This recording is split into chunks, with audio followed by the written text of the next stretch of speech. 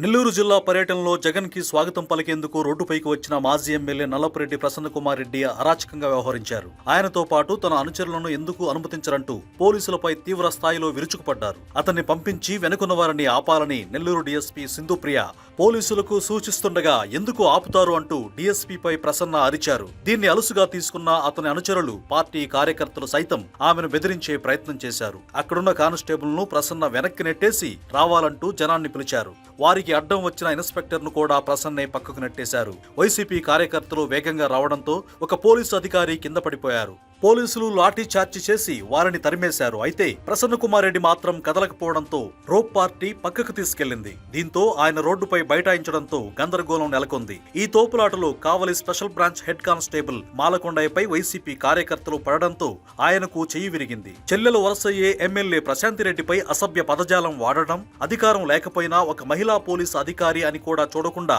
ప్రసన్న కుమార్ రెడ్డి అరాచకంగా వ్యవహరించడం, పోలీసులనే బెదిరించడం అనేది అక్రమంగా సంపాదించిన డబ్బు వల్ల వచ్చిన అహంకారంతో పాటు మీరంతా దౌర్జన్యంతో భయాందోళనలకు గురిచేయండి అంటూ సూచనలిచ్చిన జగన్ వల్లే శాంతి భద్రతలకు భంగం వాటిల్లేలా ప్రవర్తిస్తున్నారని ప్రజలు భావిస్తున్నారు.